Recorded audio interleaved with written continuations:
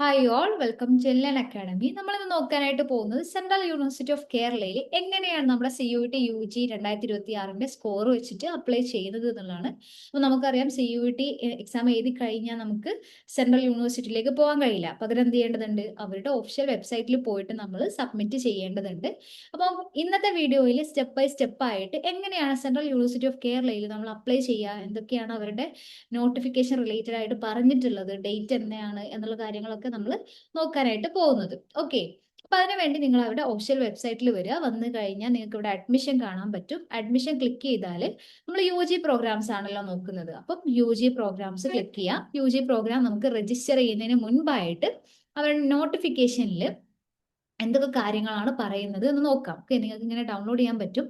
അവർ പറയുന്നത്, അതായത് നമ്മുടെ ഈ ഒരു ഓൺലൈൻ പ്രൊസീജിയർ 10th മുതൽ, അതായത് ജൂലൈ 10th മുതൽ 17th വരെ ആയിരിക്കും ഉണ്ടാവുക. അപ്പോൾ ഈ സമയത്തിനുള്ളിൽ നമ്മൾ എന്ത് ചെയ്യേണ്ടതുണ്ട്? ഓൺലൈൻ രജിസ്ട്രേഷൻ കംപ്ലീറ്റ് ചെയ്യേണ്ടതുണ്ട്. നമ്മൾ അപ്ലൈ ചെയ്യുന്നത് ഓൺലൈൻ ആണ്. ഇവിടെ ഒരു ആപ്ലിക്കേഷൻ ഫീസ് വാങ്ങുന്നുണ്ട്. അത് നോൺ റീഫണ്ടബിൾ ആയിട്ടുള്ള ഒരു എമൗണ്ട് ആണ്. 500 റുപ്പീസ് ആണ് ജനറൽ, OBC, EWS കാറ്റഗറികൾക്ക് വരുന്നത്. ഓക്കെ, അതേപോലെ അവർ പറയുന്നുണ്ട് there is an additional fees of 100 rupees. അതായത് നമ്മൾ അഡീഷണൽ ആയിട്ട് ഒരു സബ്ജക്റ്റും കൂടെ ആഡ് ചെയ്യണം. അങ്ങനെ വരുന്ന സമയത്ത് നമുക്ക് എന്തുണ്ടാവും? 100 റുപ്പീസ് എക്സ്ട്രാ വേണ്ടി വരും. ഇനി വളരെ കുറച്ച് UG പ്രോഗ്രാംസ് മാത്രമേ ഇവിടെ പ്രൊവൈഡ് ചെയ്യുന്നുള്ളൂ. ഇനി ഏതൊക്കെ കോഴ്സുകളാണ് എന്നുള്ളത് നമ്മൾ നോക്കാം. അപ്പോൾ നിങ്ങൾ ആരെങ്കിലുമൊക്കെ അപ്ലൈ ചെയ്യാൻ ഉദ്ദേശിക്കുന്നുണ്ടെങ്കിൽ നമ്മുടെ ലാസ്റ്റ് ഡേറ്റ് എന്ന് പറയുന്നത് 17th ജൂലൈ 2026 ആണ്. അപ്പോൾ അതിന് മുൻപ് എന്ത് ചെയ്യുക? അപ്ലൈ ചെയ്യുക. ഓക്കെ, ഇനിയിപ്പോൾ നിങ്ങൾ അപ്ലൈ ചെയ്ത് കഴിഞ്ഞ് നിങ്ങൾ ഒരു റാങ്ക് ലിസ്റ്റ് ഒക്കെ നമ്മൾ എക്സ്പെക്ട് ചെയ്യുന്നത്, പ്രൊഫഷണൽ റാങ്ക് ലിസ്റ്റ് എക്സ്പെക്ട് ചെയ്യുന്ന ഡേറ്റ് എന്ന് പറയുന്നത് അതും അവർ കൊടുത്തിട്ടുണ്ട്. 21 ടു അല്ലെങ്കിൽ 21 അല്ലെങ്കിൽ 22 ജൂലൈ ആയിരിക്കും എന്ന് അവർ പറയുന്നുണ്ട്. ഓക്കെ, അപ്പോൾ ഈ കാര്യങ്ങളാണ് ബേസിക് ആയിട്ട് പറഞ്ഞിട്ടുള്ളത്. ഇമ്പോർട്ടൻറ്റ് ഡേറ്റിൽ അവരെന്ത് ചെയ്തിട്ടുണ്ട്? കുറച്ച് ഓരോ ഫസ്റ്റ് റാങ്ക് ലിസ്റ്റ്, അതേപോലെ സെക്കൻഡ് റാങ്ക് ലിസ്റ്റ് എന്നുള്ള രീതിയിലൊക്കെ എന്ത് ചെയ്യുന്നുണ്ട്? അവർ പറയുന്നുണ്ട്. സോ നിങ്ങൾക്ക് ഈ ഒരു ഡേറ്റ് നോക്കാവുന്നതാണ്. ഓക്കെ, ഇനി നമ്മൾ എലിജിബിലിറ്റി ക്രൈറ്റീരിയ ആണ് നോക്കുന്നത്. ഇത് നമ്മൾ ഏതൊരു യൂണിവേഴ്സിറ്റിക്ക് അപ്ലൈ ചെയ്യുന്ന സമയത്തും അവരുടെ ഒഫീഷ്യൽ വെബ്സൈറ്റിൽ പോയിട്ട് എന്താണ് അവിടുത്തെ എലിജിബിലിറ്റി എന്നുള്ളത് നിങ്ങൾ എന്ത് ചെയ്യണം? ചെക്ക് ചെയ്യേണ്ടതുണ്ട്. അപ്പോൾ നിങ്ങൾ ഇവിടുന്ന് ഡൗൺലോഡ് ചെയ്യാൻ പറ്റും. അവർ പ്രൊവൈഡ് ചെയ്യുന്ന കോഴ്സുകൾ നിങ്ങൾ നോക്കിക്കഴിഞ്ഞാൽ BSc ഹോണേഴ്സ് ഉണ്ട്. BSc ഹോണേഴ്സിൽ തന്നെ നമുക്ക് data science and artificial intelligence, AI അല്ലെ? അപ്പൊ ഈ ഒരു കോഴ്സ് നമുക്ക് പഠിക്കാനായിട്ട് പോകാം. പഠിക്കാനായിട്ട് പോകുമ്പോൾ നമുക്കറിയാം നമ്മൾ എന്ത് ചെയ്തിട്ടുണ്ട്? ഡൊമൈൻ സബ്ജക്റ്റും അതേപോലെ തന്നെ നമ്മൾ എന്ത് ചെയ്തിട്ടുണ്ട്? ഒരു ലാംഗ്വേജ് സബ്ജക്റ്റ് നമ്മൾ ചൂസ് ചെയ്തിട്ടുണ്ടായിരുന്നു. CUET UG എക്സാം എഴുതിയ സമയത്ത് നിങ്ങൾക്ക് ഓർമ്മയില്ലേ? അപ്പൊ അവിടെ നമ്മുടെ ലാംഗ്വേജ് ഓൾമോസ്റ്റ് എല്ലാവരും എഴുതിയിട്ടുണ്ടാവുക ഇംഗ്ലീഷ് തന്നെ ആയിരിക്കും. നിങ്ങളുടെ ഡൊമൈൻ സബ്ജക്റ്റ് എന്ന് പറയുന്നത് ഫിസിക്സ് അല്ലെങ്കിൽ കെമിസ്ട്രി അല്ലെങ്കിൽ ബയോളജി അല്ലെങ്കിൽ കമ്പ്യൂട്ടർ സയൻസ് അല്ലെങ്കിൽ ഇൻഫർമേഷൻ പ്രാക്ടീസസ് ആണെന്നുണ്ടെങ്കിൽ നിങ്ങൾക്ക് എന്ത് ചെയ്യാൻ പറ്റും? ഇതിൽ അപ്ലൈ ചെയ്യാനായിട്ട് പറ്റും. അതോടൊപ്പം തന്നെ നിങ്ങൾ എന്ത് ചെയ്യണം? അതർ സബ്ജക്റ്റ് എന്ന് പറയുന്നത് മാത്തമാറ്റിക്സ് ആയിരിക്കണം എന്ന് പറയുന്നുണ്ട്.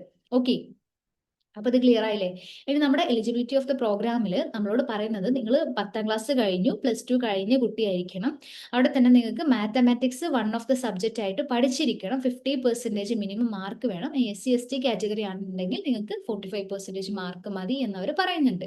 സോ ഈ രീതിയിൽ നമ്മുടെ എലിജിബിലിറ്റി ക്രൈറ്റീരിയ നിങ്ങളൊന്ന് ചെക്ക് ചെയ്യുക. അപ്പം അതേപോലെ BSc ഹോണേഴ്സ് ഫിസിക്സ് കൊടുക്കുന്നുണ്ട്. അത് പ്രത്യേകം പറയുന്നുണ്ട് സെമി കണ്ടക്ടേഴ്സിലാണ് എന്നുള്ളത്. സോ അതിന്റെ എലിജിബിലിറ്റി ക്രൈറ്റീരിയ സ്വാഭാവികമായിട്ട് എന്തുണ്ടാകും? ഒരു ചേഞ്ച് വരും.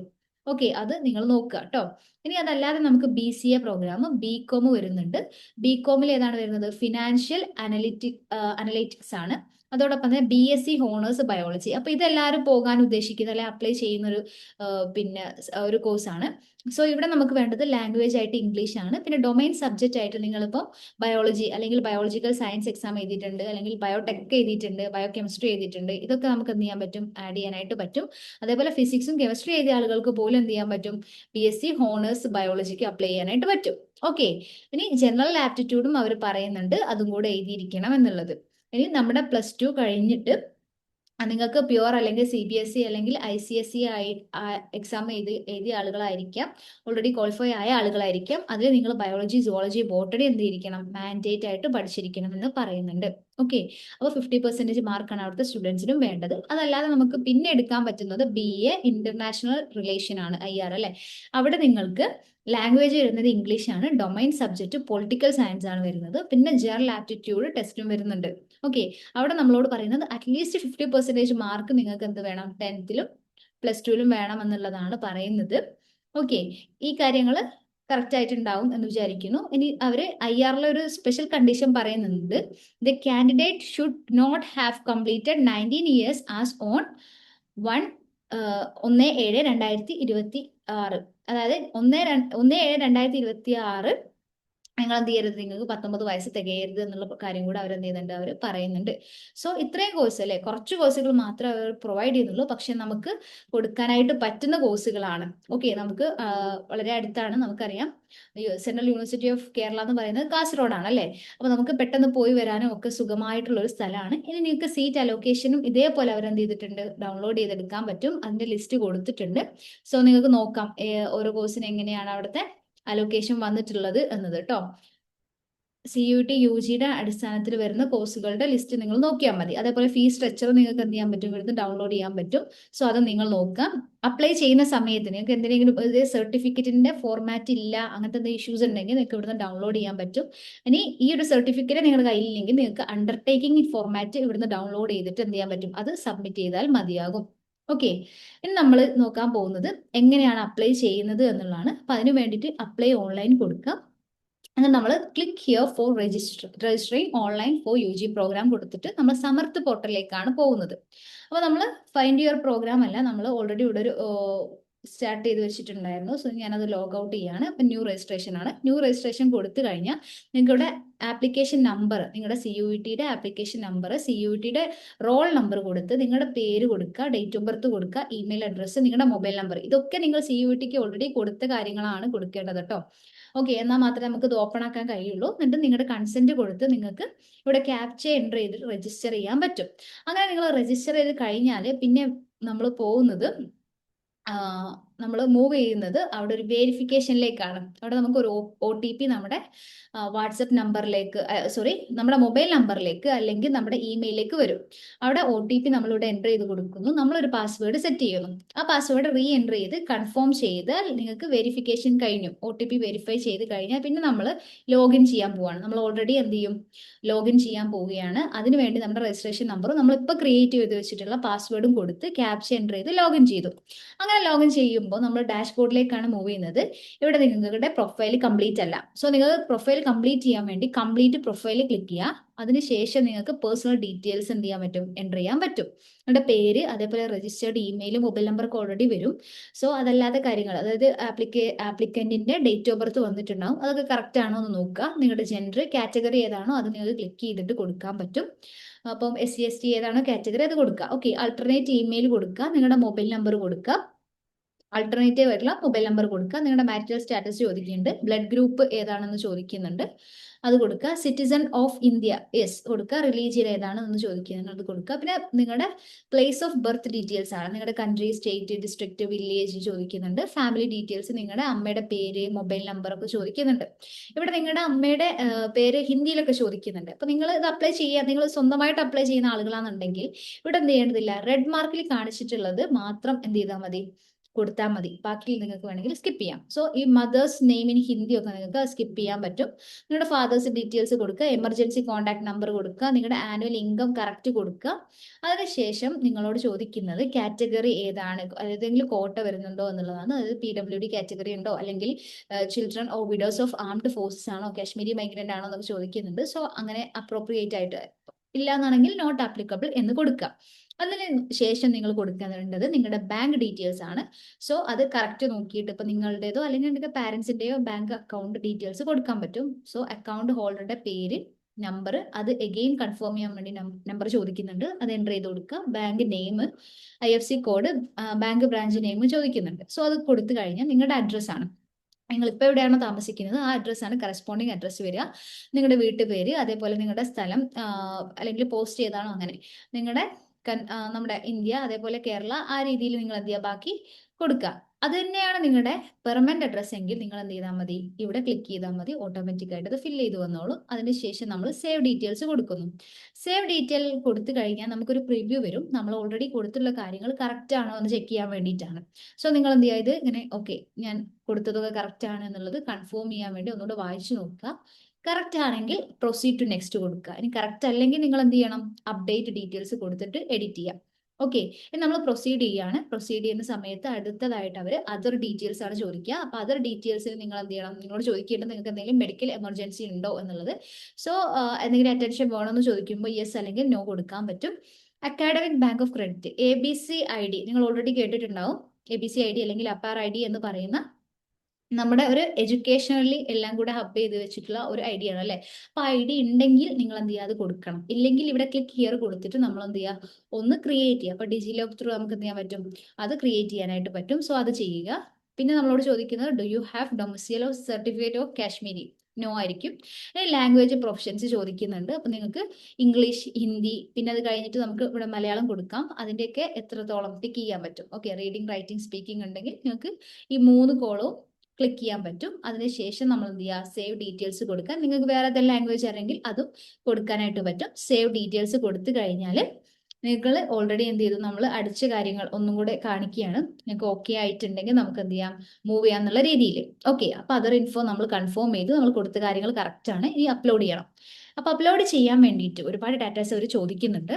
അപ്പൊ നിങ്ങളുടെ ഫോട്ടോ ഉണ്ട്, സിഗ്നേച്ചർ ഉണ്ട്, പിന്നെ OBC അപ്പൊ അല്ലെങ്കിൽ നിങ്ങൾ ഏതാണോ കാറ്റഗറി ആ ഒരു പേരാണ് ഇവിടെ വരിക. കാറ്റഗറി സർട്ടിഫിക്കറ്റ് കൊടുക്കണം.